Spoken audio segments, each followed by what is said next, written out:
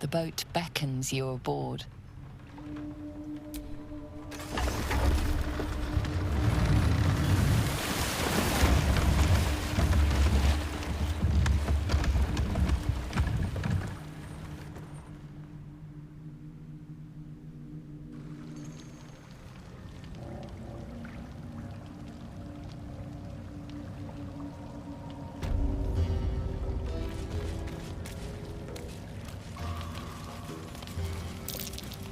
That's curious.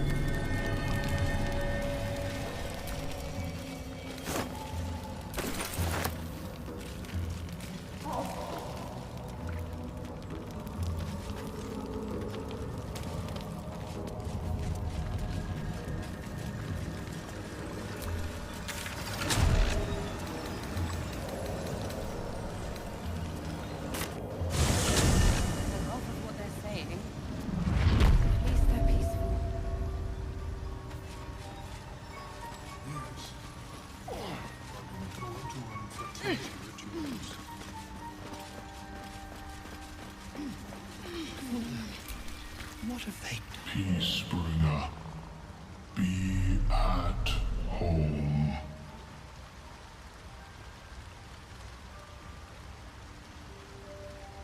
You are one with Spore. Your throat tightens, then relaxes. The air is serene, your mind untroubled. The songs we sing now carry your spirit. I first named you Peacebringer. I now name you Kin Spirit. Peacebringer, be at home.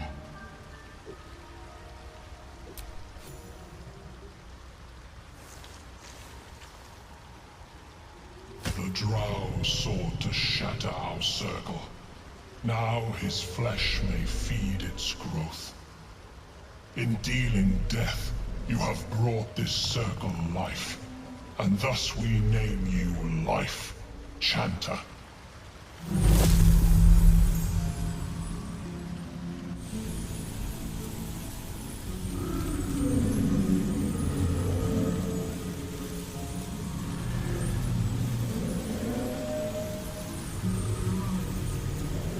As our circle grows, so shall your song. Wherever you go, only listen, and you may hear it. At least they're peaceful.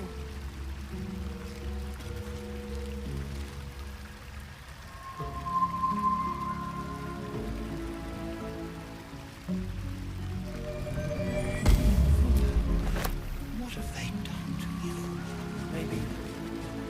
Maybe the Myconids thought they were helping.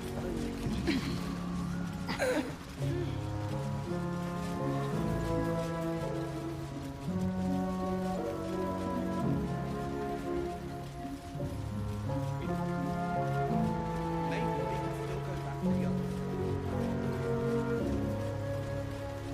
That old idiot. We'll be clearing out soon enough. You come across a noble stock mushroom about, you give it here. Gods know I've earned it.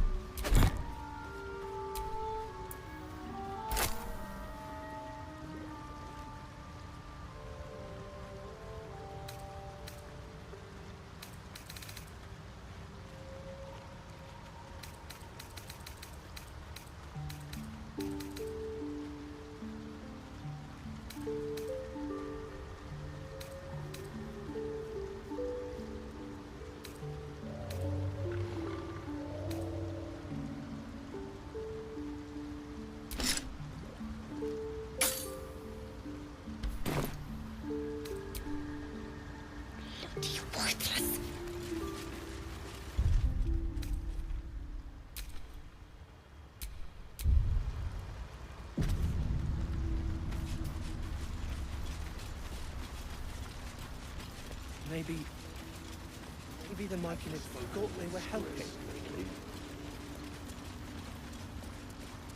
Yes. She is cataloguing Courtuan fertility rituals.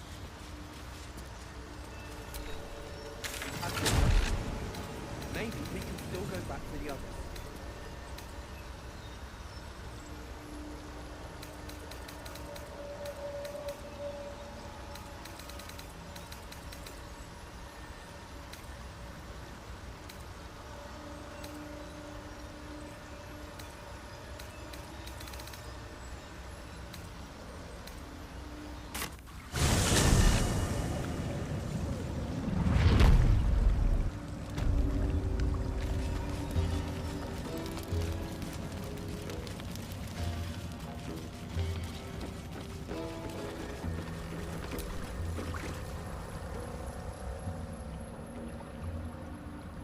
The craft is ready to sail.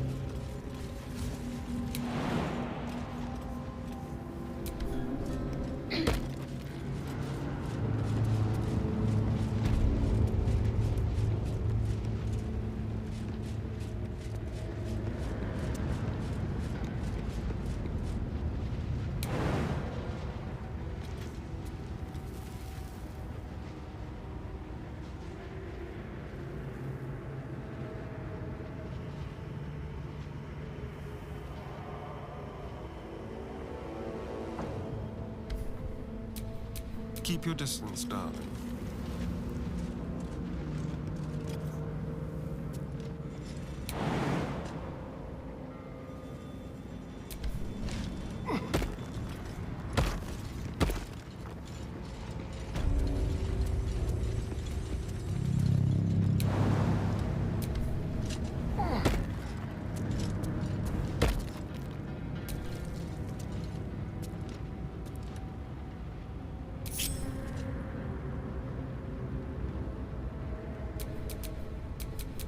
How delicious.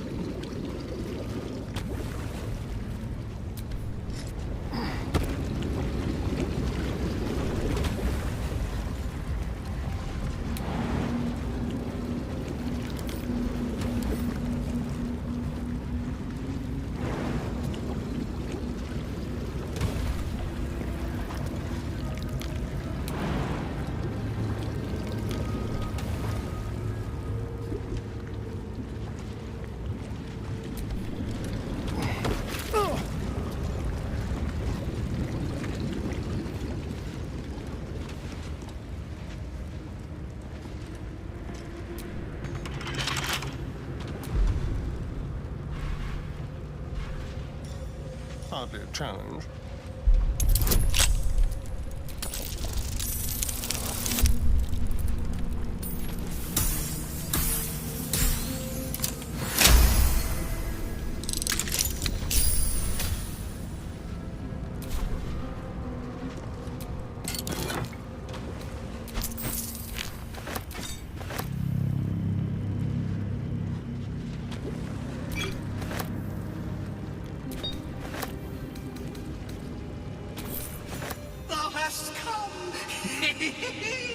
The amulet is heavy, but holds a subtle warmth, like it was left under the sun. Suddenly, the metal surges with heat. You feel great power and an overwhelming urge to laugh. Can thou endure?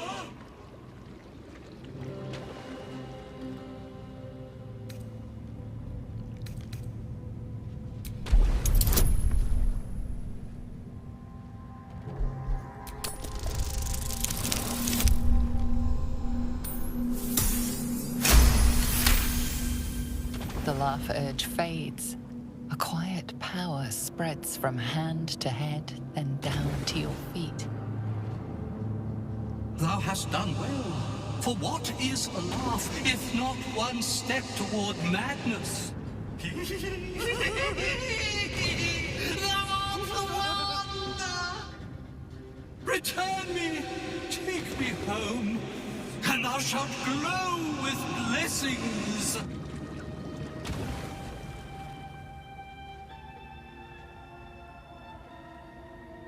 To thy granddaughter, Shira Clawen, serves Ilmata Shida. She waits in Worm's Crossing.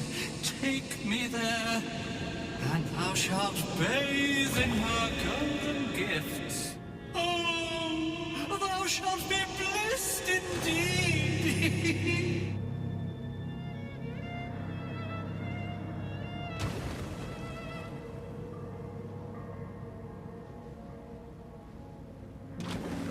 A ghost! I am sunlight on water, dew on grass. Sharons broke my body, but my spirits they could not. Well, not completely.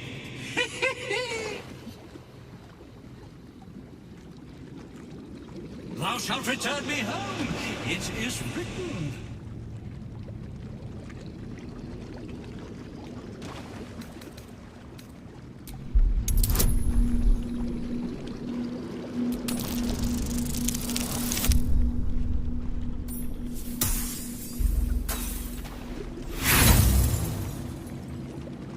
Lines and arcs are etched into the metal, but you see no pattern in them.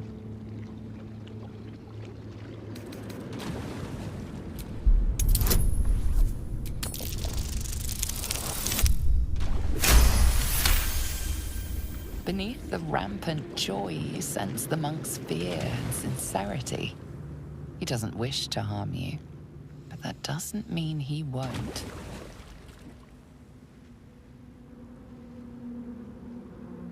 I shall walk with thee. I shall grant you my power.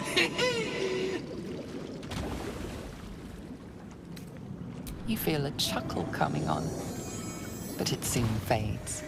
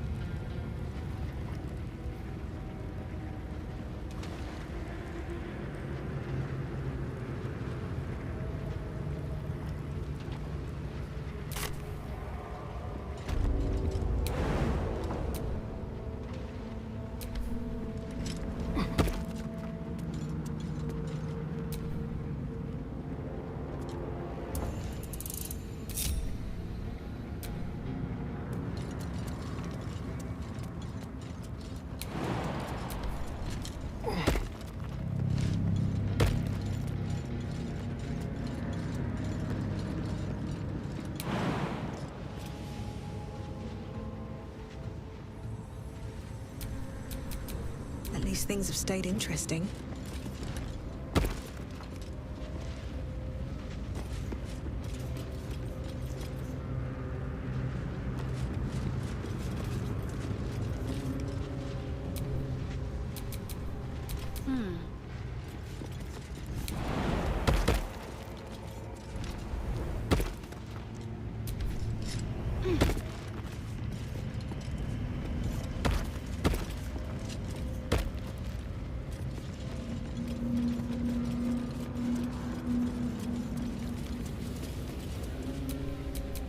Looking ahead.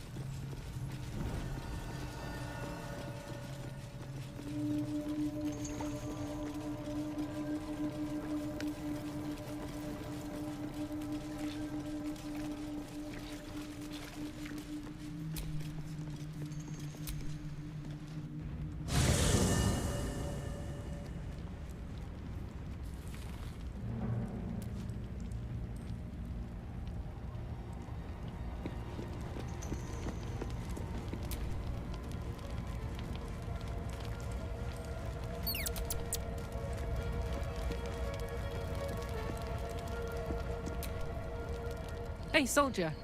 We've got a long way ahead of us, and there's something I want to tell you. But don't worry, it's nothing bad. Well, depending. Hear that? Infernal engine for a heart. Lets me burn as hot as the hells. Thing's been running in overdrive since I left Avernus. Won't be seeing my mechanic anytime soon, so I've been making the most of the extra heat. But it's meant I can't get too friendly. If I'm excited, nervous, scared, I'll light you up like a firework.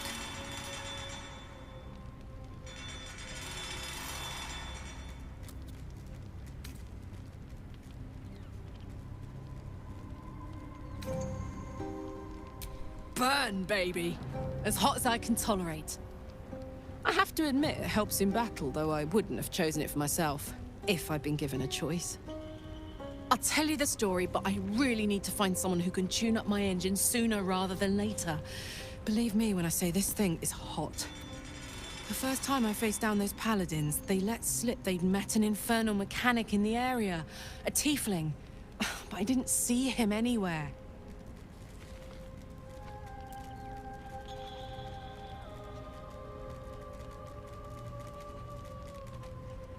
A weaponsmith, huh? Not sure if he's the guy, but I'd love to find out. A tune-up would do this rusty heart a world of good.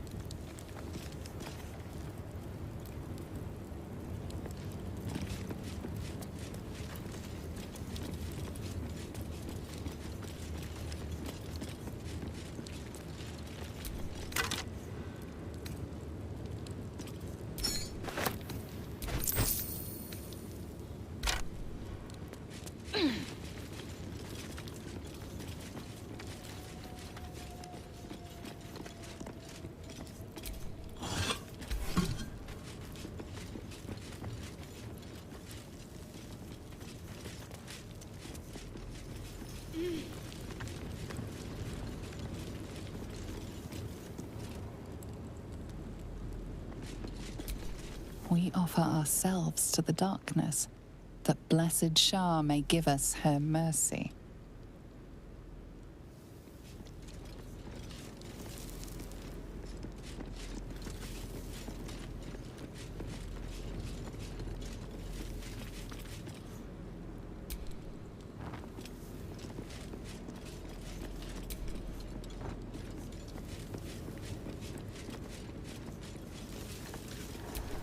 We offer our prayers to the Dark Lady, whose comfort and grace heals all. We offer our pain to the Lady of Loss, that she may truly know her faithful.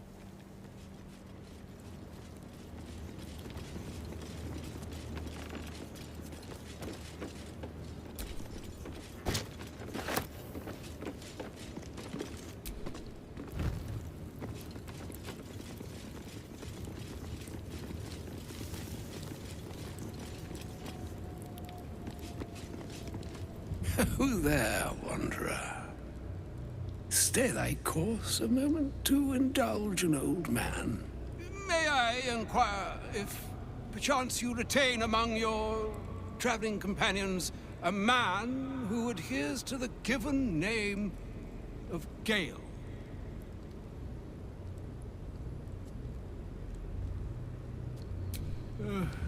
Ever a man of leisure. Would it pain you greatly to assist me along the little voyage I intend to undertake to this aforementioned camp?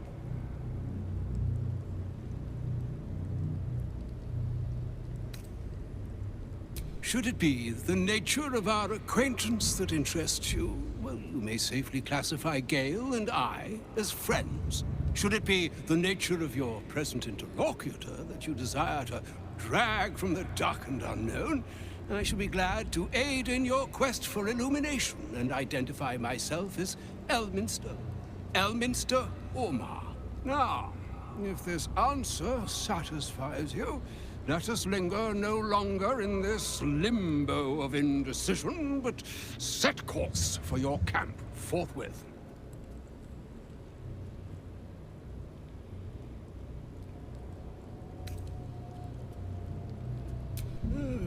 Though I'd have welcomed a voice other than my own to entertain me along my weary way, I shall take your answer in stride, and with it, take my leave as well.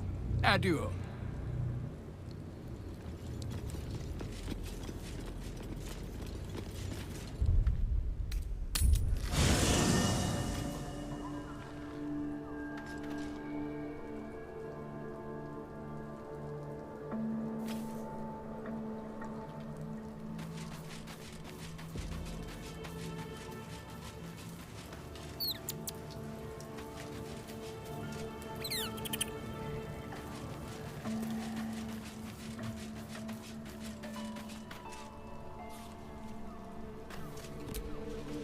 My condition is worsening again. I need to consume some powerful magic or it may become volatile.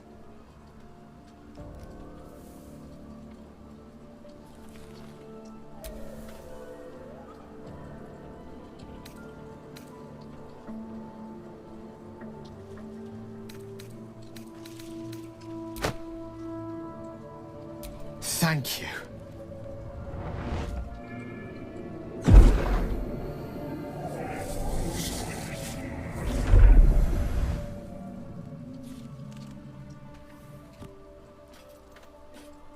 It is a strange experience.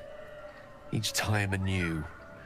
Like a lost soul is spelunking through the darkness that is me, only to be sacrificed on the dread altar of the heart. Somehow the second artifact hasn't had the effect of the first. It's somewhat relieved the discomfort, but I fear my hunger hasn't quite...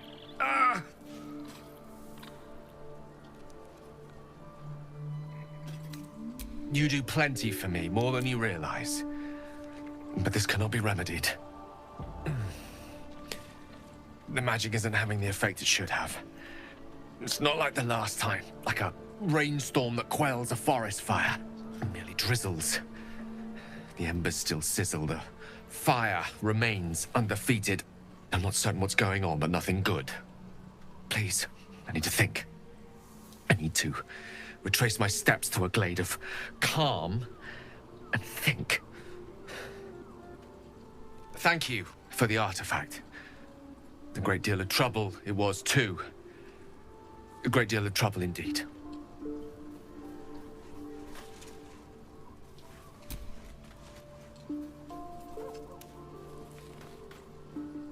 Ah, there you are.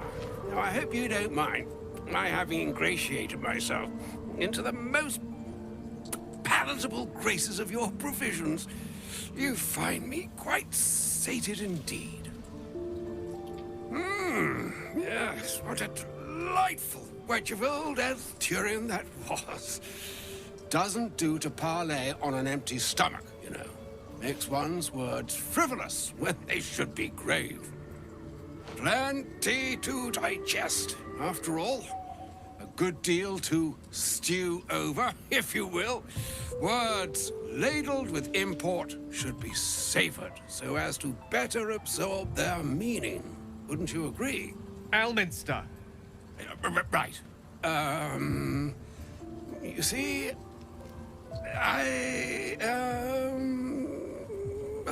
well, that is to say, Gale, my boy, I've come to address a most pressing matter.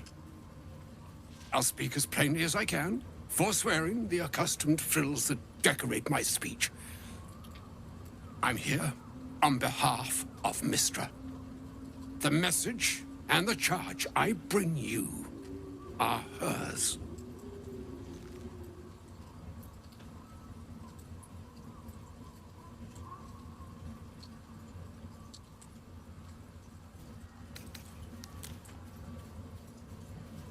The long-awaited question. Now, if you please, Elminster, for the too long-awaited answer. You know where you went wrong, Gale. And I trust you told your fellow traveler here the nature of your ills. I can't say that so far I've volunteered the entire truth. Do you mean to say you've never bothered to disclose how dangerous you are? Not in so many words. No.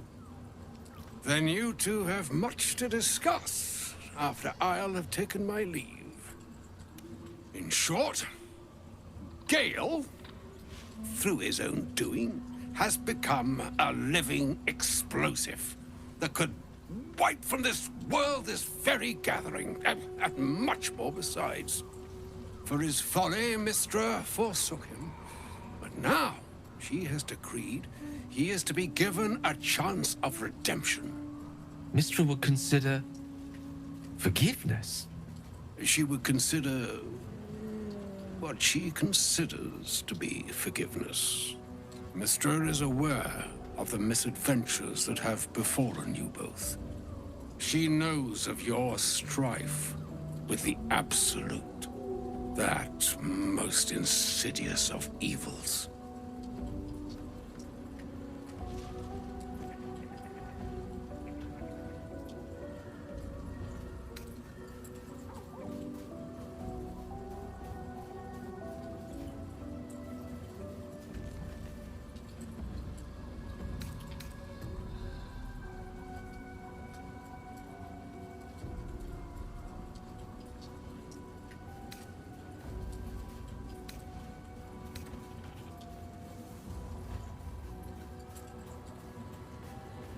The very purpose of my presence, in a roundabout sort of way.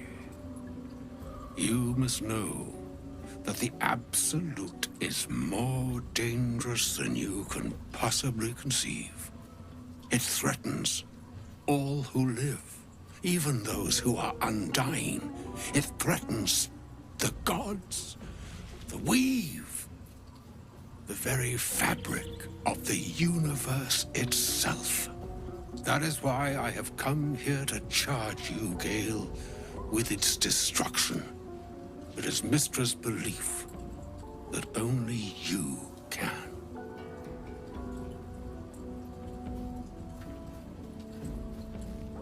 The orb. Precisely. That which renders him so dangerous is an orb of Netherese origin that is buried within his chest. And that, Gale, is how we arrive at the heart of my directive. Mystra has granted me the power to stop the clock, as it were, on the orb's rush to overpower you. Instead, you will be able to unleash its lethal combustion at will. Interesting. This could be help or hindrance. We shall have to see. You must find the heart of the Absolute, whatever that may be, and use yourself as the catalyst that will burn it from this world.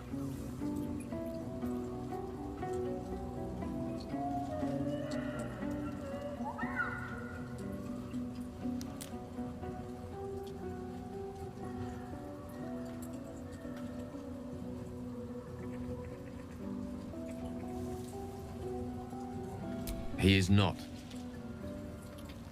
But it seems that Mystra is. It brings me no pleasure saying this, my friend.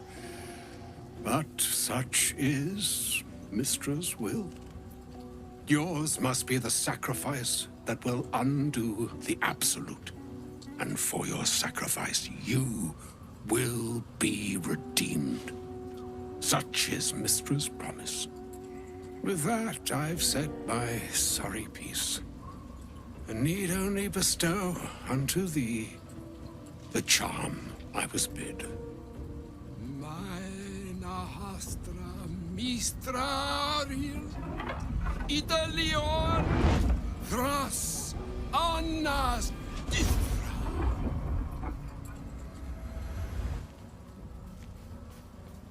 It is done. Both charge and charm have been committed into your care. To you, I commit into care Gale himself. I count on you to shepherd him well on this strangest of journeys.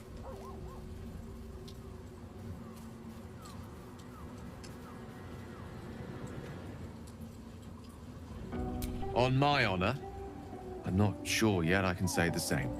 Like moons make swell and wane the nescient seas, so too the sky-strewn gods ordain the tidal fates of mortal days.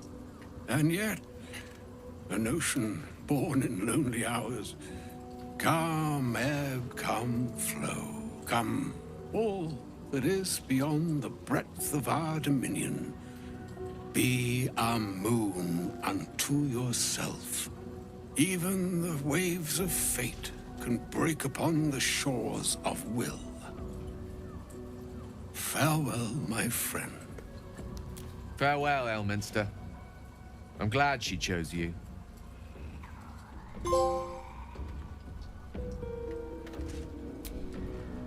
An audience with Elminster is never less than memorable. Suppose it's time we dealt with the Hollyphant in the room. You have questions for me, and I promise I have answers. Ah. Well, that's a rather long and complicated story. I'm what one might call a wizard prodigy. Who from an early age could not only control the weave, but compose it. Much like a musician or a poet. Such was my skill that it earned me the attention of the mother of magic herself. The Lady of Mysteries. The goddess Mystra. She revealed herself to me and she became my teacher. In time, she became my muse. And later, even my lover.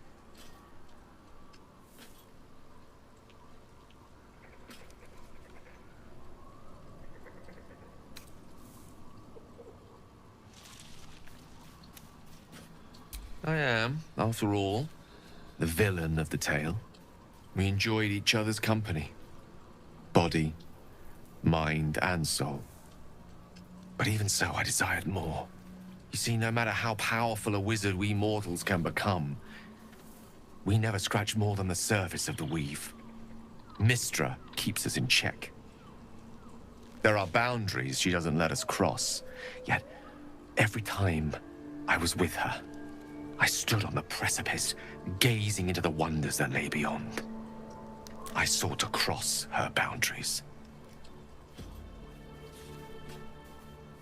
I tried to convince her. I pouted. I pleaded.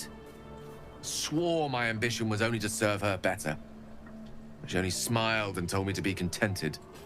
But inconceivable as it seems to me now, I shared a bed with a goddess, and yet I wasn't satisfied.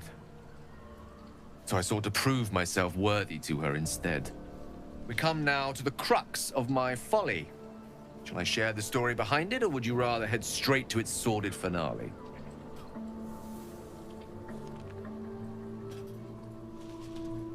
Very well. Here goes. Once upon a very long time ago, a mighty lord lived in a tower. A flying tower, to be precise. I'll save his history for another time, but the gist of it is that he sought to usurp the goddess of magic so that he could become a god himself. And he almost managed, but not quite. And his entire empire, Netheril, came crashing down around him as he turned to stone. The magic that was unleashed that day was phenomenal. Roiling like the prime chaos that outdates creation. Even the weave itself could not withstand the onslaught. It fractured, then shattered, and all magic was lost to the mortal realms, until the day Mystra returned. She restored the weave, reuniting all its scattered shards. Or so I thought. Until, in the course of my studies, I learned of a book. A Netherese tome in which a piece of the fractured weave had been sealed beyond her reach. What if, I thought, what if, after all this time, I could return this lost part of herself to the goddess? The answer was to try. The outcome was to fail. I was certain that this deed of raw power, draped in romance, would convince Mystra to take me by the hand and welcome me into her hitherto forbidden domains. I was mistaken. I obtained the fabled book and took it into my study. As for what happened next... Here. Place your hand over my heart. Let me show you.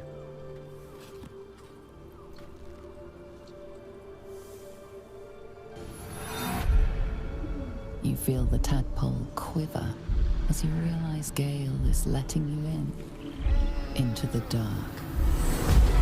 You see through Gale's eyes, staring down the corridors of a dread memory. A book, bound, and suddenly opened. Inside there are no pages, only a swirling mass of blackest weave that pounces. Its teeth, its claws, it's unstoppable as it digs through and becomes part of you. And gods, is it ever hungry.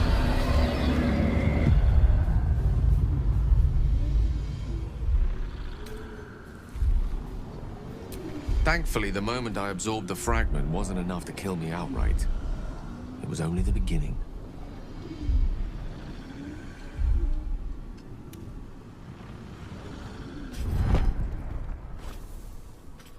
This Netherese blight, this orb, for lack of a better word, is balled up inside my chest. And it needs to be fed. As long as I absorb traces of the weave from potent enough sources, it remains quiet. Were it ever to fully destabilize, however.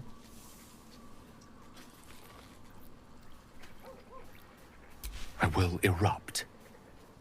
I don't know the exact magnitude of the eruption, but given my studies of Netherese magic, I'd say even a fragment as small as the one I carry, it'd level a city the size of Waterdeep.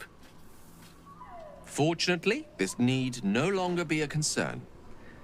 Not until I meet the heart of the Absolute, whatever that is.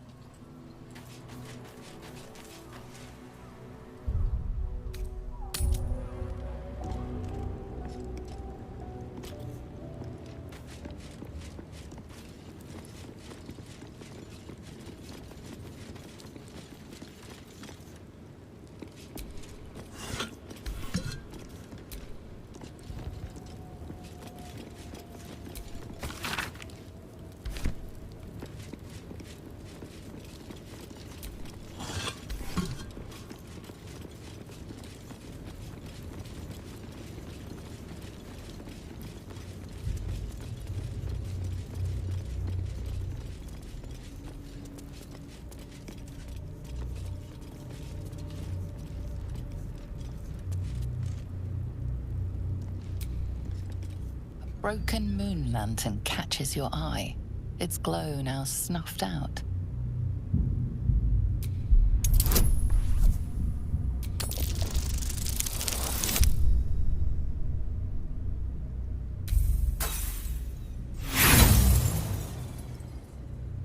Nothing about the lantern strikes you as unusual.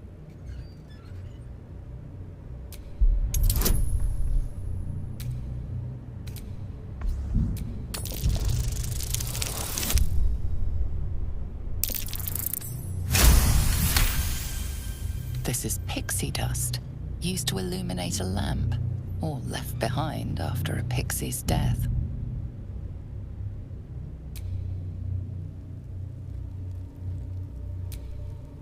A broken moon lantern catches your eye, its glow now snuffed out.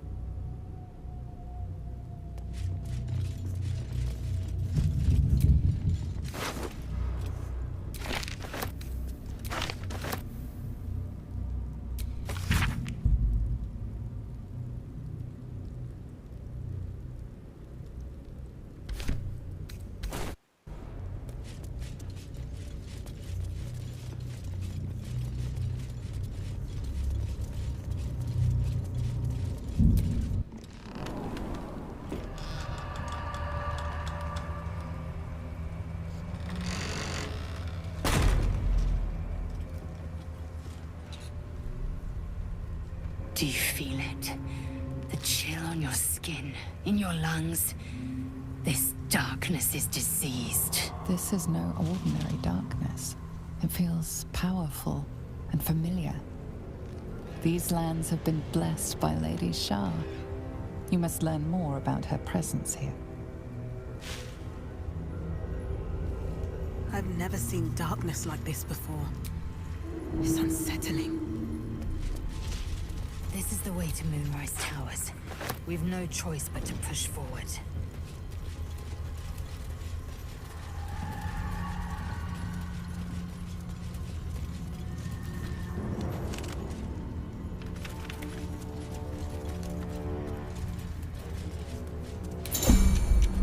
Something's wrong. I feel weak. Drained. I feel it too. My very essence draining away.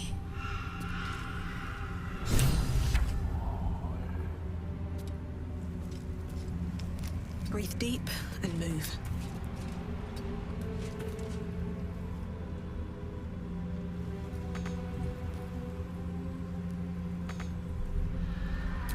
Action, not reaction. Onward.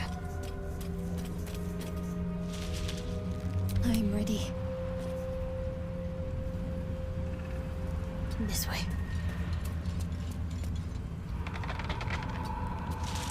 Careful, I might.